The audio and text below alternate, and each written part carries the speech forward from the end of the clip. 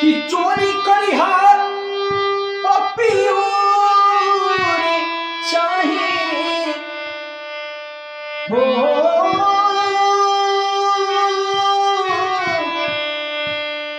कि चोरी करी हार पपियों चाहिए अरे खींची हाथ लगाड़ी हमके साड़ी चाहिए कि चोरी करी हार पपियों चाहे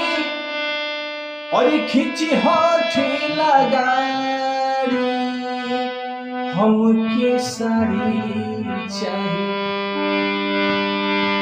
कि कबले फींची गावना की साड़ी हमके साड़ी चाहिए कि कबल फींची गावना की साड़ी कि हमके साड़ी चाहिए कि चोरी करिहा पपियों चाहिए ओ चोरी करिहा पपियों चाहे और खींची हाथ लगाड़ी हमके साड़ी चाहिए कि कबले खींची गावना की छाड़ी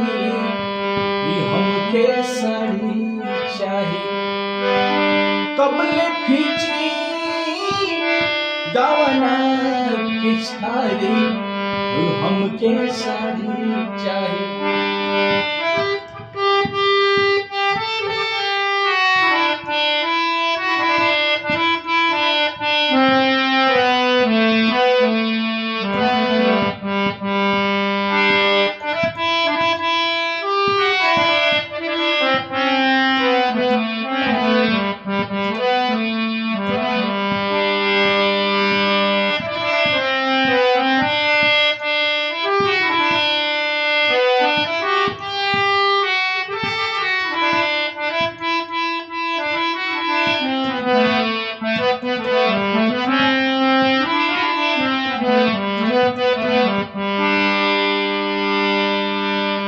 कैसे पति पत्नी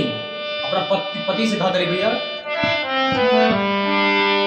और याद कर कई बरिस